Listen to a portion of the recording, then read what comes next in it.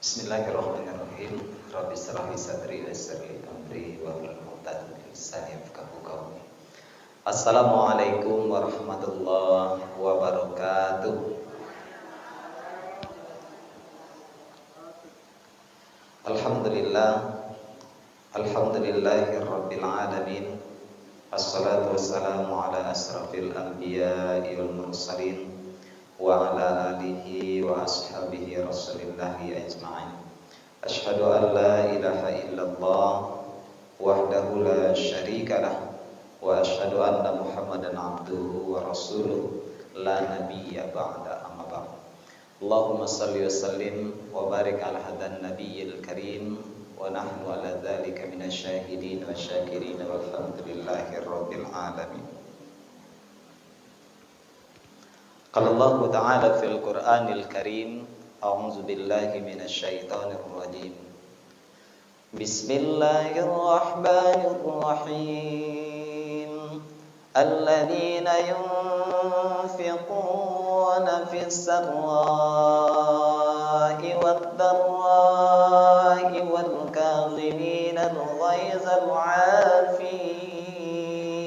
'anil nas wallahu yuhibbul muhsinin. Summa qala adan fi ayatil ukhra, a'udzu billahi minasyaitonir rajim. Bismillahirrahmanirrahim. Ulaika jazaohum maghfiratun min rabbihim wa jannatun tajri min تحتها الأنهار وجنة تجري من تحتها الأنهار خالدين فيها ونعم أجر العاملين. صدق الله العظيم. ثم قال النبي صلى الله عليه وسلم في كتاب الحديث بسم الله الرحمن الرحيم. Innama bu'istu liutammima makarimal akhlak. Ibu-ibu sidang jamaah yang insyaallah dimuliakan oleh Allah, Ustaz kita juga hadir, tuan guru kita di sore hari yang berbahagia ini. Mengawali tausiah kita, mari kita perbaharui rasa syukur kita kepada Allah Subhanahu wa taala atas limpahan rahmat dan karunia dari Allah sehingga kita masih bisa hadir di rumah Allah ini untuk menambah pemahaman kita tentang dinul Islam sehingga akhirnya semakin baik pemahaman kita dalam agama ini, maka akan berbuah menjadi akhlak yang baik pula. Karena sesungguhnya muara dari setiap amaliyah seorang insan di hadapan Allah Subhanahu wa taala itu berbuah pada budi pekerti yang baik atau dalam Islam disebut dengan akhlakul karimah. Maka oleh karena itu, ibu-ibu yang dimuliakan oleh Allah, di sore hari ini banyak nikmat Allah yang kita terima. Nikmat kesehatan, nikmat kesempatan, nikmat hidup, nikmat bisa hadir dalam majelis ilmu ini, itu sudah sangat luar biasa sekali. Banyak manusia di luaran di sana, ibu-ibu, tapi tidak bisa hadir dalam majelis ilmu. Kadang hatinya rindu untuk bisa hadir dalam majelis ilmu, tapi tidak diberi kesempatan oleh Allah Subhanahu wa taala. Mungkin sibuk mengurus rumah tangganya, mungkin sibuk mengurus anak-anaknya, mungkin ada keperluan yang lain, keluarganya yang kurang sehat dan lain sebagainya. Alhamdulillah, ibu-ibu di sore hari ini Allah beri kesempatan itu untuk hadir dalam majelis ilmu ini. Di samping bertambahnya pemahaman kita, keyakinan kita terhadap Allah Subhanahu wa taala, dan itu juga mendapatkan kemuliaan-kemuliaan yang banyak sekali ketika kita hadir dengan ikhlas di rumah Allah dalam majelis ilmu lagi, itu akan mendapatkan doa dan naungan daripada malaikat Allah Subhanahu wa taala. Yang kedua, salat dan salam untuk junjungan kita Nabi Allah Muhammad sallallahu alaihi wasallam. Allahumma shalli ala sayyidina Muhammad wa ala ali Muhammad. Mudah-mudahan nanti di yaumil akhir kita digolongkan menjadi orang-orang yang memperoleh syafaatnya Rasulullah sallallahu alaihi wasallam. Amin ya rabbal alamin. Ibu-ibu yang dimuliakan oleh Allah Subhanahu wa taala, di sore hari yang berbahagia ini insyaallah tema kajian kita akan berbicara tentang seputaran akhlak. Tapi ibu yang dimuliakan oleh Allah, untuk kajian di Masjid Agung ini sore bersama ibu-ibu, ini baru pertama kalinya nih Ustaz. Alhamdulillah, terima kasih untuk kesempatannya Ustaz. Mudah-mudahan silaturahim ini benar-benar panjang umur kita, kan begitu kata Rasulullah sallallahu alaihi wasallam. Siapa yang ingin dipanjangkan umurnya, dimudahkan rezekinya, falyasil rahimahu, maka hendaklah ia menghubungkan silaturahim. Ambo orang Lubuk Sekap yang asli ibu, tadi namo lah disampaikan Mas Tri, orang Lubuk Sekap yang asli, orang gaib Lubuk Sekap yang kedua-duanya, tapeknya di daerah Kaluai, Kampung Pari. Alhamdulillah, aktivitas sehari-hari itu mengajar di SMA Negeri 3 Sumatera Barat pada mata pelajaran pendidikan agama Islam. Dulu ambo kuliah di STAI, beliau adalah dosen kami, Ustadz Nasbin, ya, beliau guru kami di STAI. Kemudian lanjut kuliah di IAIN, alhamdulillah juga sudah selesai. Masih dalam dunia pendidikan Islam. Ibu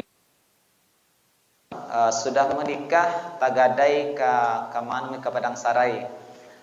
Jadi punya dan dikaruniai oleh Allah 3 orang bidadari. Jadi di rumah tu ulun ada saingan ibu. Awak sugan nang gagah baru kan. Alhamdulillah 3 orang bidadari, semua karunia putri cantik-cantik dari Allah Subhanahu wa taala. Alhamdulillah. Itu sebagai ta'aruf saja. Insyaallah di sore hari ini kajian kita seputar akhlak ya, atau akhlakul karimah. Ibu-ibu yang dimuliakan oleh Allah Subhanahu wa taala,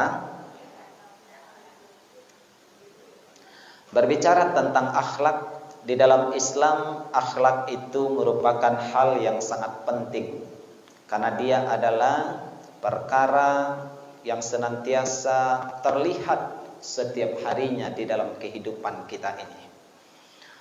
Maka akhlak ini sangat berkaitan erat dengan nilai keimanan seseorang kepada Allah Subhanahu wa taala. Semakin baik iman seseorang, maka akan semakin baik pula akhlaknya. Karena nilai tauhid, keimanan kepada Allah Subhanahu wa taala itu akan tercermin dalam bentuk kepribadiannya. Setiap aktivitas kehidupannya pasti didasarkan dengan nilai-nilai iman kepada Allah Subhanahu wa taala. Jadi kalau orang imannya sudah bagus, maka menjalani kehidupan ini juga pasti dengan ketenangan, juga pasti dengan kedamaian. Kalau hidup kita sudah dijalani dengan ketenangan dan kedamaian, apapun bentuk persoalan yang kita hadapi, maka itu bisa disenyumin aja. Aku bahasa gini kan. Jadi ibu-ibu yang dimuliakan oleh Allah, terkadang hidup ini tidak selalu seperti apa yang kita inginkan. Apapun yang kita temukan dalam kehidupan ini, maka bagi orang yang beriman, yang bagus tauhidnya, semua pasti disandarkan kembali kepada Allah Subhanahu wa taala. Karena itu adalah sebuah keputusan dan ketetapan dari Allah yang harus kita terima dan kita hadapi dalam kehidupan ini. Kalau kita kaitkan dengan akhlak, akhlak itu adalah hasil daripada atau bentuk konkret dari nilai iman seseorang yang berbuah kepada bentuk ucapan, perbuatan, cara mengambil keputusan, itu semua bersumber dari dalam ini, dari dalam hati kita. Dan dia sangat dipengaruhi oleh keimanan kita. Makanya dari awal kita katakan bahwa semakin baik nilai iman seseorang, insya Allah akhlaknya akan lebih baik lagi. Semakin rendah nilai iman seseorang, maka otomatis ini juga akan mempengaruhi nilai akhlak. Atau kalau dalam dunia pendidikan hari ini disebut dengan karakter. Kalau ibu-ibu ada yang ngajar, maka kan kita sekarang digalakkan dengan pendidikan karakter. Mulai dari 2013 dahulu ada kurikulum K13 namanya, itu lebih menekankan pada pendidikan karakter. Namun sebelum pendidikan karakter itu muncul, Islam telah terlebih dahulu memberikan gambaran, memberikan pedoman kepada kita bagaimana setiap insan ini benar-benar mampu menghiasi hidupnya dengan akhlakul karimah, dengan akhlak yang mulia. Karena secara global, secara garis besar, Islam membagi akhlak itu dua saja. Satu akhlakul karimah, yang kedua akhlakul mazmumah. Coba ibu-ibu. Ibu-ibu kira-kira kalau keinginan hati kita punya suami itu inginnya orang yang gagah atau yang paling baik akhlaknya? Mana mau bu? Nan paling gagah atau nan paling elok akhlaknya? Badu-duo Dipilih bu, dipilih. Kalau kita manusia memang inginnya yang terbaik, Ustaz. Kok dapet memang inyo gagah, akhlak elok lo, agamu gancak, suku manolong, ndak lo pemberang. Aku nak katuju dawak bana. Tapi kok ado wanana bantu tubuh, alun lo tantu kita nan dipilih lek. Ibu-ibu yang dimuliakan oleh Allah, memang sama dengan kami perempuan, laki-laki. Perempuan yang seperti apa yang diidam-idamkan? Cantik, bagus agamanya, patuh, alun dimbau nyolah tibo, alun disuruh nyolah pai, abanto tu pituah kan tua, sanang matu kalau mencari iko kan kadang kan indah. Suami pulang bekerja, lelah, persoalan banyak, beban tugas yang menumpuk, tiba rumah, ndak lo disambut dengan akhlak yang baik. Renge pulo nan didangadu misalnya bantu itu, tapi ibu-ibu siko kan ndak ada kan? Nya terlihatnya ibu dari wajah-wajah itu, maksudnya ndak ada yang mau mengaku itu kan? Ibu-ibu yang dimuliakan oleh Allah, ketika kita menyajikan, menunjukkan sikap-sikap yang membuat pasangan kita tidak nyaman, berarti ada satu persoalan yang berkaitan dengan nilai akhlak kita. Orang semakin baik akhlaknya, maka akan memberikan dampak yang baik pula kepada orang-orang di sekitarnya. Kita ingin semua orang ini baik akhlaknya. Sebenarnya kita sebagai orang muslim ini, orang Islam ini, lah sanang banai duitnya, lah tenang banai duitnya. Basuh bantu itu untuk menjadikan diri kita memiliki akhlakul karimah itu mudah sekali. Kenapa mudah? Karena Allah sudah mengutus seorang manusia yang dipilih langsung oleh Allah untuk menjadi teladan kita. Jadi contoh kita manusia, bantu kita juga punya keluarga, dia juga berjalan ke pasar, dia juga hidup bermasyarakat, dia punya sahabat, dia juga punya musuh. Bayangkan tuh bu, ada kawan, ada musuhnya. Dan Nabi Muhammad SAW itulah mencontohan sadanya. Bahas sikapnya kepada sahabatnya, bagaimana sikap di dalam rumah tangganya, bagaimana akhlaknya kepada musuh-musuhnya sekalipun. Makanya kebaikan akhlak baginda Rasulullah SAW itu tidak hanya diakui oleh sahabat-sahabatnya saja, tapi bahkan musuhnya sekalipun mengakui tentang kebaikan akhlaknya baginda Rasulullah SAW. Kalau kita baik awak kubuah babue elok kepada orang yang sering berbuat baik kepada kita, itu mah biasa. Memberi kepada orang yang suka memberi kepada kita, lumrah itu bu. Ya, baragiah dake orang nanacok baragiah kawa, itu hal nan biasa. Tapi akhlak di dalam Islam itu yang dicontohkan oleh Nabi kita Muhammad SAW, ini yang sangat luar biasa. Memaafkan orang nanacok babuek salah. Kita baca pun dalam kitabnya Imam Al-Ghazali, intisari dari Ihya Ulumuddin, nama kitabnya Minhajul Qasidin. Itu ada 3 akhlak terbaik di sana yang harus kita miliki. Tapi memang berat. Apa yang 3 itu? 1, memaafkan orang yang terus berbuat salah kepada kita. Bukan sekali 2 kali kok, tapi acok lawa maafan, besok diulang lo lihat. Lah dimaafan, besok diulangnya pulau balik. Nah, pokoknya kita maafkan orang-orang yang selalu kita. Itu 1. Berat. Yang kedua, memberi kepada orang yang tidak pernah memberi kepada kita. Hidup bertetangga, ada dusana awa, ada tetangga, ada kerabat, baik kerabat kita ini yang ada hubungan nasab ataupun tidak, tapi kita kenal baik dengannya, kita beri dia sementara dia tidak pernah memberi kepada kita. Tapi acok yuk bahagia. Ini yang berat itu. Tapi kalau kita memberi kepada orang yang sering memberi kepada kita, itu mah hal yang biasa. Di traktirnya kita buat dek kawan kocok lo mentraktir wak. Kalau wak tarik kan traktir kan tuh sagan lo wak dah. Kepatang lah wak lo kan traktir. Masa gini lah simpan lah tuh ambolo lain. Itu biasa saja. Tapi kita coba memberi kepada orang yang tidak pernah memberi kepada kita. Berat. Kenapa berat? Karena hadiahnya luar biasa yang disediakan oleh Allah Subhanahu wa taala. Ya. Yang ketiga, menyambung silaturahim dengan orang-orang yang selalu memutuskan dengan kita.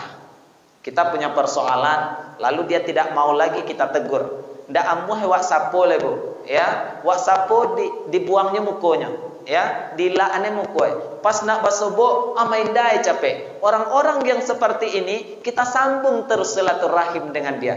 Ketika bertemu di jalan, kita sapa mereka dengan salam, assalamualaikum. Di Hinue dogang tetap saja keluar kata-kata yang baik. Karena itu gambaran hamba-hamba Allah yang punya akhlakul karimah, yang punya jiwa yang baik, lalu mereka benar-benar akan dikasihi oleh Allah Subhanahu wa taala.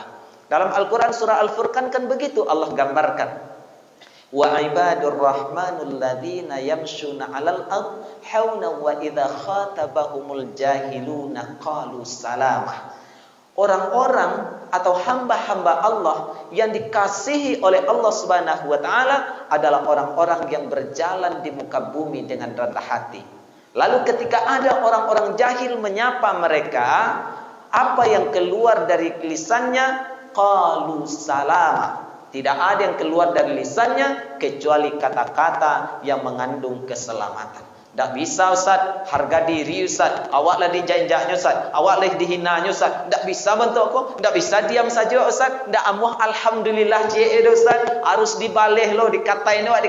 Bukan begitu akhlak Islam. Tapi akhlak Islam itu qalu salama, dibalas dengan perkataan yang mengandung keselamatan. Laiwa usahawan Ustaz yang bentuk itu, tapi kan kadang kawan wakkuanan mange-ange antarih.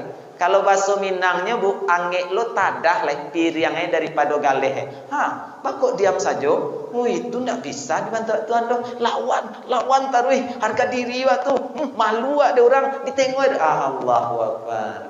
Ketika ada yang seperti itu, aku tenan kece orang awak, ange lo piring daripada galeh. Ketika kita membalas, berarti kita belum mampu meraih akhlak seorang muslim, pribadi seorang muslim yang sejati itu, yang senantiasa qalu salam, mengeluarkan kata-kata yang mengandung keselamatan. Jadi bentuk tuh hidup kosan, iya, dihina, dicaci, dilecehkan, alhamdulillah, iyalah, terima kasih. Ketika lawan lo nyo, berarti sabaleh dualeh akhlak waktu. Ya, bukankah orang-orang yang beriman pasti dia akan menjaga lisannya? Orang yang baik akhlaknya itu terjaga lisannya. Dan ini kata Rasul juga menjadi ukuran nilai keimanan seseorang. Dia tidak akan berkata kecuali perkataan itu mengandung kebaikan. Man kana yu'minu billahi wal yaumil akhir falyaqul khairan aw liyasmut.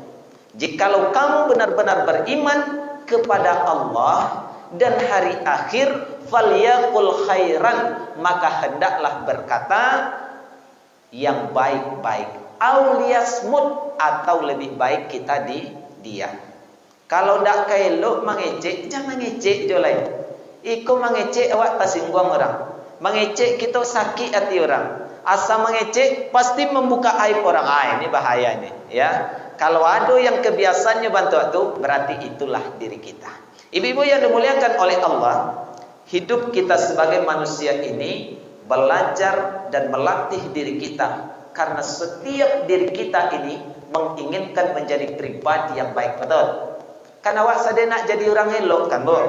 Kita ingin menjadi manusia yang baik di mata Allah ataupun di mata sesama manusia, di hadapan Allah atau di hadapan makhluk. Ketika kita berupaya untuk menjadi orang baik, itulah ikhtiar kita, itulah usaha kita untuk membentuk pribadi kita menjadi pribadi yang lebih baik lagi, dengan dihiasi dengan. Jadi kita hiasi diri kita ini, kehidupan kita ini dengan akhlakul karimah, akhlak yang mulia. Apa saja yang terkandung dalam akhlak yang mulia? Semua sifat-sifat baik, pemaaf, pemberi, mudah senyum, ya. Semua sifat-sifat baik itu kita kumpulkan, lalu kita ambil, itu menjadi kebiasaan kita. Tapi Ibu, sudah merasa diri kita ini menjadi orang baik, padahal sesungguhnya kita belum menjadi orang baik. Maka untuk mengukurnya, apakah kita ini orang-orang yang senantiasa ingat Allah atau tidak? Apakah kita ini orang-orang yang fase-fase kebaikan itu atau belum? Maka mudah saja mengukurnya. Coba ingat waktu kita dalam keadaan kaget, takajud. Ketika takajud itu, lalu apa yang keluar dari lisan kita? Awak takajud sedang santai-santai, lalu kita dikagetkan oleh suara yang keras misalnya, atau takajud oleh segala sesuatu lah. Lalu apa yang keluar dari lisan kita ini? Maka itulah jati diri kita yang sesungguhnya.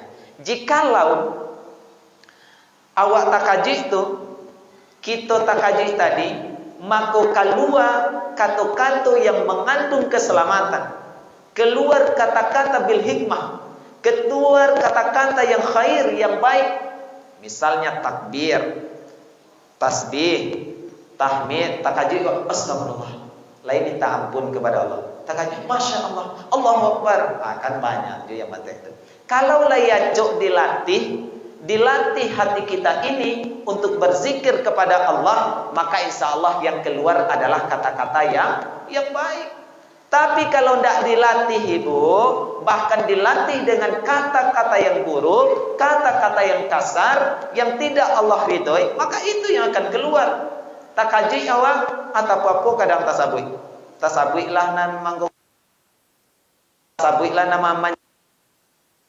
Aku itu secara refleks. Makanya para ulama juga menyatakan bahwa akhlak itu adalah sifatnya spontanitas. Sifatnya itu refleks saja. Dia keluar tanpa harus diajak dulu berkompromi dengan pemikiran kita. Jadi tidak perlu pertimbangan akhlak itu. Dia muncul secara refleks ketika kita memerlukannya. Maka itulah akhlak kita. Jikalau pada saat itu yang muncul adalah nilai-nilai kebaikan, yang muncul adalah kata-kata yang mengandung zikrullah, senantiasa ingat kepada Allah Subhanahu wa taala, maka insya Allah kitalah tergolong menjadi orang-orang yang menjaga zikir kita kepada Allah. Makanya dari awal kita katakan bahwa nilai akhlak itu sangat dipengaruhi oleh keyakinan dan nilai zikir seseorang kepada Allah Subhanahu, nilai imannya. Semakin sering dia ingat kepada Allah Subhanahu wa taala, maka akan semakin tertata kehidupannya dengan akhlakul karimah. Tapi kalau acuk lalai dari mengingat Allah Subhanahu wa taala, makanya apa saja yang kita hadapi dalam hidup ini terkadang membuat dada kita ini berguncang. Terkadang membuat iman kita ini lemah dan rapuh. Kenapa coba? Seandainya iman kita lagi bagus, lalu tiba-tiba orang mengatakan awak, Ya, dihina-hinalah kita de orang, disabuian kita ndak elok iko itu selalu macamnya. Kalau kita sedang menjaga nilai iman ibu, pasti yang keluar itu adalah ucapan alhamdulillah. Kenapa coba? Berpikir secara logika saja kita. Yang disampaikan orang tu cie, dua, tiga, pokoknya buruk-buruk tentang awak. Sementara ketika kita ingat Allah, kita akan sadar, ya Allah, tu nan disampaikan dun sana tu baru saketik baru tu tentang keburukan amboko. Halun sadole, engkau maha tahu apa nan buruk pada diri amboko ya Allah. Maka alhamdulillah tuan tidak sadoi tahu. Akhirnya yang keluar apa? Bukan amarah, tapi yang keluar adalah ucapan alhamdulillah karena Allah masih menutup lebih banyak lagi aib. Karena kita ini ibu semua manusia ini punya aib. Masri kuah kok dibuka ni dia Allah aib dah talung dia ceramah batik golek. Andai kata para ulama aib itu, dosa itu bagaikan satu belatung atau ulat misalnya. Sekali abek salah tibolek sekali. Sekali abek salah tibololek. Mungkin dah taluk dak ke rumah gini lah. Masing-masing kita ko bolek sadwe. Sebab kenapa? Orang Arab mengatakan al-insanu makanu khata' wa nisyan. Manusia ko tampe salah dan lupa. Salah dalam Islam konsekuensinya dihukumi dengan dosa. Semakin banyak dosa, semakin banyak noda hitam di hati kita. Namanya nuktah itu, ya. Semakin banyak noda hitam di hati awak. Tapi kalau taruh saja noda hitam kau kita tumpuk tanpa kita lakukan tazkiyatun nafs, pensucian jiwa kita ini, maka semakin lama semakin berkarat dia. Semakin bakareknya, maka akan semakin berdampak pada perbuatan dan tingkah laku kita. Itulah yang disebut dengan akhlak. Semakin buruk di dalam ko, maka buruk pula dan keluarnya. Tapi kalau di dalam ko lai tajago, di dalam ko lai terpelihara, kita perbaiki hubungan kita dengan Allah Subhanahu wa taala, maka ini akan berdampak dengan akhlakul karimah. Ini akan berdampak, berbuah pada nilai budi pekerti yang baik yang tampil dan muncul pada setiap tingkah laku kita. Orang yang terjaga nilai imannya, terjaga zikirnya, terjaga ibadahnya, berbuah pada akhlak, dan ini nampak dalam kehidupannya sehari-hari. Tak mungkin ibu, orang yang ahli ibadah, baik ibadahnya, lalu dia berani berkata kasar. Tidak mungkin. Karena dia begitu takut dan merasa senantiasa diawasi oleh Allah Subhanahu wa taala. Tidak mungkin kan kalau kita sudah menjaga salat tetapi kita tidak menjaga ucapan.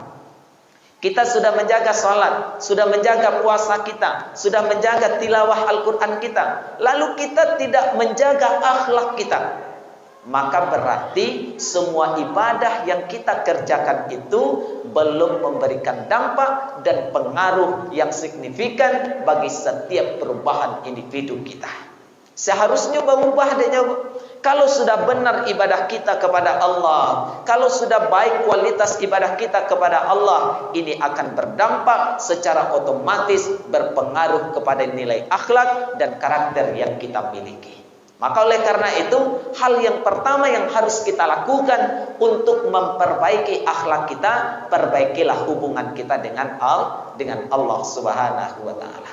Kalau kita sudah baik hubungan kita dengan Allah, insya Allah dengan sesama manusia yang terlihat langsung akhlak kita, ini juga akan baik. Ibu-ibu yang dimuliakan oleh Allah Subhanahu wa taala, orang-orang yang memiliki akhlakul karimah ini akan berdampak disenangi oleh banyak orang. Tapi kalau akhlaknya tidak elok, cobalah bu, kita punya kawan-kawan kok. Karena hidup ini kan penuh dengan terus dinilai kita ya. Awak dinilai dari orang lain, orang itu kita nan menilainya. Ambo kalau berkawan dengan si anu Ustaz, kok senang ibu? Iya nya suka membalian awak, nya suka mentraktir awak. Anyu mudah senyum. Kalau tak salah awak nyu ingean awak. Tapi kalau nang surang ko Ustaz, hai ko payah awak dengan ko. Kadang lawak nasihati ndak i masuk dah. Ndak ia muah berubah. Aduh orang-orang ko dalam kehidupan atau bahkan orang-orang terdekat dengan kita barangkali, ya, itu sudah ada nilainya masing-masing itu dengan kita. Begitu jugalah dengan diri kita ini. La tahu lo gang kaliber wah mo ebo. La tahu lo gang mau kuah kita ko aku si anu ko lo orang eko. Kenapa baik?